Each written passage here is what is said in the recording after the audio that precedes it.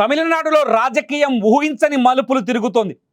కరూర్ తొక్కిసలాట తర్వాత విజయ్ని టార్గెట్ చేస్తున్న వారి సంఖ్య పెరుగుతోంది. తాజాగా మక్కల్ నీతి మయ్యం పార్టీ అధినేత అలాగే నటుడు కమల్ హాసన్ నటుడు విజయ్ని టార్గెట్ చేస్తూ తీవ్ర విమర్శలు చేశారు. నిన్న ఆయన కరూర్కి వెళ్ళారు.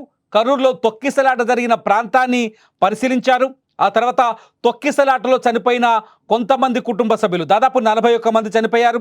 ఈ 41 మందిలో కొన్ని కుటుంబాలను కలిసి ₹1,00,000 చొప్పున పరిహారాన్ని, సహాయాన్ని, ఆర్థిక సహాయాన్ని కూడా అందించారు. చాలా స్పష్టంగా కమల్ హాసన్ విజయ్ని టార్గెట్ చేస్తూ మాటల దాడి చేశారు.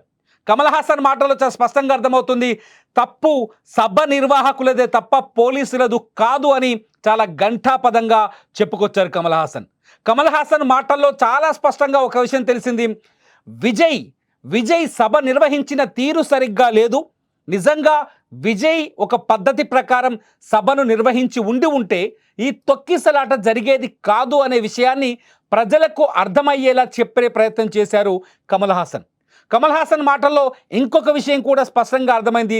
తమిళనాడు పోలీసులే గనక ఆ రోజు విజయ్కి హెల్ప్ చేయకపోయినుంటే, ఆ సభని కంట్రోల్ చేయకపోయినుంటే మరణాల సంఖ్య మరింత పెరిగేదని చెప్పేసి కమల్ హాసన్ ఈ వ్యాఖ్యలు చేశారు. కమల్ హాసన్ చేసిన వ్యాఖ్యల వెనుక డిఎంకే మంత్రాంగం ఉందని, డిఎంకే ప్రోద్బలం ఉందని ఒక చర్చ ఇటు టీవీకే నుంచి కావచ్చు, అట్లాగే డిఎంకే వ్యతిరేక శక్తులు అంటే ఏఐడిఎంకే కావచ్చు, అలాగే బీజేపీ కావచ్చు, చాలా స్పష్టంగా కమల్ హాసన్ మాటల వెనుక స్టాలిన్ ఉన్నారు. స్టాలిన్ చెప్పిన ట్యూషన్నే కమల్ హాసన్ కరూర్కు వెళ్ళి అప్పజెప్పాడనే చర్చ కూడా, అనే విమర్శలు కూడా తెరపైకి వస్తున్నాయి. కమల్ హాసన్ ఈ మధ్యనే డిఎంకే మద్దతుతో రాజ్యసభకి నామినేషన్ వేశారు. ఆయన ఎగువ సభకి నామినేట్ అయ్యే అవకాశాలు చాలా ఎక్కువగా ఉన్నాయి, ఎందుకంటే డిఎంకే మద్దతు ఉంది కాబట్టి. అందుకే బీజేపీలో కీలక నేత అయిన అన్నామలై ఒక కమల్ హాసన్పై ఒక కామెంట్ చేశారు. కొద్ది రోజుల క్రితమే కమల్ హాసన్ తన ఆత్మని డిఎంకేకి అమ్ముకున్నాడు రాజ్యసభ సీటు కోసమని. సో మొత్తానికి ట్రయాంగిల్ లవ్ స్టోరీ ఒకటి నడుస్తుంది తమిళనాడు రాజకీయాల్లో. ఒకటి, బీజేపీ అవుట్ రైట్గా విజయ్కి మద్దతు ఇస్తోంది. అట్లాగే డిఎంకే వ్యతిరేక పార్టీలు కూడా టీవీకే ఏదైతే విజయ్ ఉన్నాడో విజయ్కి పూర్తి స్థాయి మద్దతు ఇస్తున్నారు. అంటే కరూర్ తొక్కిసలాట వ్యవహారం తమిళనాడు రాజకీయాన్ని నిర్దేశించిందనేది చాలా స్పష్టంగా అర్థమవుతుంది.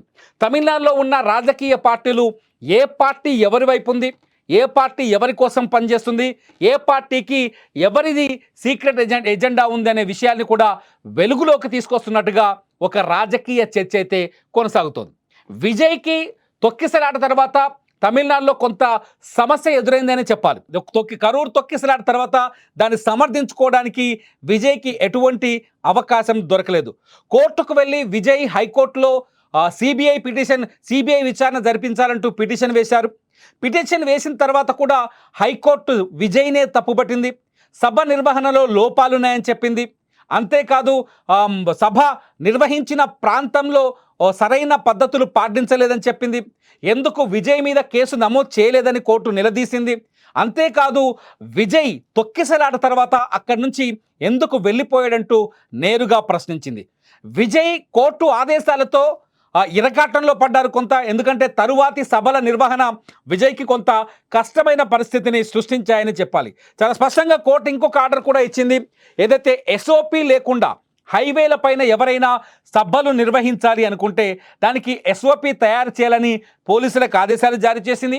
ఆ ఎస్ఓపి లేకుండా ఏ సభకు అనుమతి ఇవ్వకూడదు. అంటే పర్టికులర్గా ఒక ప్రత్యేకమైన ప్లాన్ లేకుండా ఎటువంటి సభలు హైవేల పైన జరపడానికి వీల్లేదని హైకోర్టు చెప్పింది. దీని ద్వారా ఏం జరిగిందంటే విజయ్ అంతేకాదు సభలకు హాజరయ్యే ప్రజలకి అన్ని రకాల సౌకర్యాలు కల్పించాలి అంది. తాగడానికి నీళ్లు కల్పించాలి, టాయిలెట్ సౌకర్యం కల్పించాలి, ఏమైనా ప్రమాదం జరిగితే వాళ్ళని ఆసుపత్రికి చేర్చడానికి అంబులెన్స్ సర్వీసులు కల్పించాలి. ఇటువంటి మౌలిక సదుపాయాలు కల్పించిన తర్వాతే సభని నిర్వహించడానికి ప్రభుత్వం అనుమతి ఇవ్వాలని కూడా కోర్టు చెప్పింది. దీంతో భవిష్యత్తులో విజయ్ సభలు నిర్వహించడానికి అతి కష్టమైన పరిస్థితి ఏర్పడింది. దీంతో టీవీకే కాస్త డల్లుగా కనిపిస్తుంది, నిర్లిప్తంగా కనిపిస్తుంది. టీవీకే కరూర్ తొక్కిసలాట తర్వాత నెక్స్ట్ ఏం చేయాలో అనే ఆలోచనలో మదన పడుతున్నట్టుగా అర్థమవుతుంది. అయితే టీవీకే ఈ సందర్భంలో డౌన్ అయ్యి కొంత మదన పడుతున్న సమయంలోనే టీవీకేని కరూర్ తొక్కిసలాట కేసులు వెంటాడుతున్నాయి. కరూర్ తొక్కిసలాటలో ఏదైతే కేసులు నమోదయ్యాయో ఇద్దరు వ్యక్తులు వాళ్ళిద్దరూ కోర్టు చుట్టూ బెయిల్ కోసం తిరుగుతున్నారు. అట్ ది సేమ్ టైం తాజాగా విజయ్ ప్రచార రథాన్ని నడిపించిన డ్రైవర్ పైన కూడా పోలీసులు కేసులు పెట్టారు. ఆ డ్రైవర్ 2 బైకుల్ని ఢీకొట్టాడంటూ ఈ ఆరోపణలు చేస్తూ కేసులు నమోదు చేశారు. ఈ పరిణామాలన్నింటి నేపథ్యంలో కమల్ హాసన్ ఈ రాజకీయ సెగని మరింత రైజ్ చేశారు తమిళనాడులో. కమల్ హాసన్ కరూరు వెళ్ళడం, కరూరులో బాధితులను పరామర్శించడం తప్పంతా విజయ్దే అని ఆయన చాలా వ్యూహాత్మకంగా వ్యాఖ్యానించడం. తప్పు విజయ్ వల్లే జరిగింది, విజయ్ సభ నిర్వహించిన తీరు బాలేదు, వాళ్ళ నిర్వహణ తీరు బాలేదు, అందువల్లే తొక్కిసలాట జరిగింది, తొక్కిసలాటలో పోలీసులు లేకపోతే ప్రాణ నష్టం మరింత పెరిగే అవకాశం ఉండేదని విజయ్ని టార్గెట్ చేస్తూ కమల్ హాసన్ వ్యాఖ్యలు చేయడంతో కమల్ హాసన్ వ్యాఖ్యలపై రియాక్ట్ అయిన బీజేపీ విజయ్ని వెనకేసుకొచ్చింది.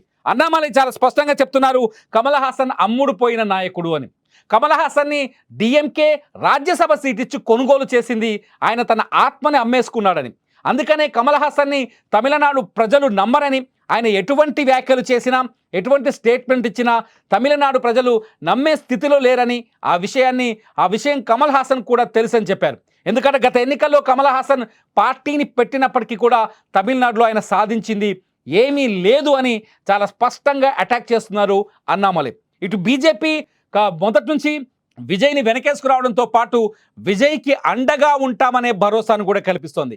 అన్నామలైతో పాటు అన్నామలై ఇప్పటికే కొంత బీజేపీ ప్రతినిధుల్ని టీవీకే అధ్యక్షుడైన విజయ్ దగ్గరికి పంపించినట్టుగా తెలుసు.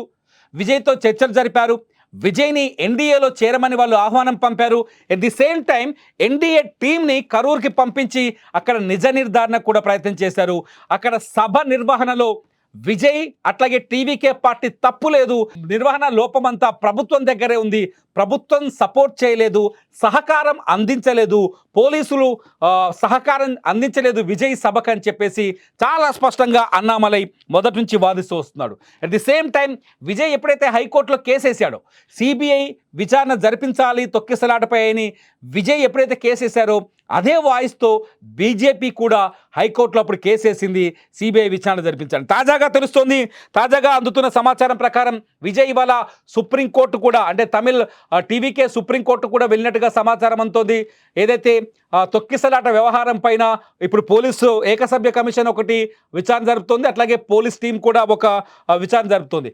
ఈ విచారణల నేపథ్యంలో తాజాగా టీవీకే సుప్రీంకోర్టుకి వెళ్ళినట్టుగా తెలుస్తుంది. సుప్రీంకోర్టులో టీవీకే సిబిఐ విచారణ జరిపించాలని, అంటే హైకోర్టు ఇచ్చిన తీర్పుని సవాల్ చేస్తూ వాళ్ళు సుప్రీంకోర్టుకి వెళ్ళినట్టుగా లేటెస్ట్గా సమాచారం అందుతుంది. ఈ నేపథ్యంలో విజయ్కి బీజేపీ మద్దతు ఇవ్వడం, విజయ్ వాయిస్ని బీజేపీ వినిపించడం, కమల్ హాసన్ విజయ్ని వ్యతిరేకించడం, ఇదంతా చూస్తుంటే చాలా స్పష్టంగా అర్థమవుతుంది.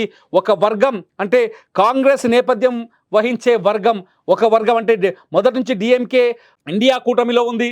సో కాంగ్రెస్కి మద్దతు ఇచ్చే పార్టీలన్నీ, అంటే డిఎంకేతో సహా కాంగ్రెస్కి మద్దతు ఇచ్చే పార్టీలన్నీ ఒకవైపు, బీజేపీకి మద్దతు ఇచ్చే పార్టీలని మరొక వైపు కనిపిస్తున్నాయి. అయితే ఇంతవరకు టీవీకేకి బీజేపీకి మధ్య ఎటువంటి సయోధ్య కుదరలేదు. టీవీకే చాలా స్పష్టంగా చెప్పింది, పార్టీ ఆవిర్భావం రోజే విజయ్ చాలా స్పష్టంగా చెప్పారు, వచ్చే ఎన్నికల్లో మేము ఒంటరిగానే పోటీ చేస్తాం, ఒంటరిగానే ప్రజల్లోకి వెళ్తామని. ప్రస్తుతానికి కరూర్ సంఘటన జరగడంతో మొత్తానికి వర్టికల్గా చాలా స్పష్టంగా తమిళనాడులో 2 కూటములు, అట్లాగే అంటే సపోర్ట్ చేసే నాయకులు, వెనకేసుకొచ్చే పార్టీలు, సపోర్ట్ చేసే పార్టీలు, అట్లాగే ఎవరికి మద్దతు ఇస్తున్నారనే విషయాలు తేలిపోయాయి. చాలా స్పష్టంగా ఇవి 2026లో జరగబోయే ఎన్నికలకి ఒక పాత్ని క్రియేట్ చేశాయి. ఈ ఎన్నికల హీట్ని ఇప్పుడే రైజ్ చేశాయి. మొత్తంగా ప్రస్తుతానికి విజయ్ సమస్యల్లో ఉన్నాడు. విజయ్కి అండగా బీజేపీ కనిపిస్తోంది. డిఎంకే విజయ్ని టార్గెట్ చేస్తుంది. డిఎంకేకి మద్దతుగా కమల్ హాసన్ కనిపిస్తున్నారు. ఇవాటి వరకు చూస్తే కమల్ హాసన్ వర్సెస్ విజయ్ అనే పంచాయతీ తమిళనాడులో హాట్ టాపిక్గా ఉంది. మీరేమనుకుంటున్నారు? విజయ్ని కక్షపూరితంగా, కుట్రపూరితంగానే టార్గెట్ చేస్తున్నారా? విజయ్ అధికారంలోకి వస్తాడనే భయం స్టాలిన్కి ఉందని మీరు అనుకుంటున్నారా? విజయ్ అధికారంలోకి వస్తే తమకు ఉపయోగపడతారని బీజేపీ కూడా విజయ్ వైపు గొంతు వినిపిస్తుందా? ఈ తమిళనాట జరుగుతున్న ఈ రాజకీయం పైన మీ అభిప్రాయాలని ఖచ్చితంగా ఈ వీడియో కింద కామెంట్ చేయండి. మీ అభిప్రాయాలపైన మరొక వీడియో చేయడానికి నేను ప్రయత్నిస్తాను. చూస్తూనే ఉండండి సుమన్ టీవీ డిజిటల్ లైవ్, అట్లాగే సుమన్ టీవీ లైవ్.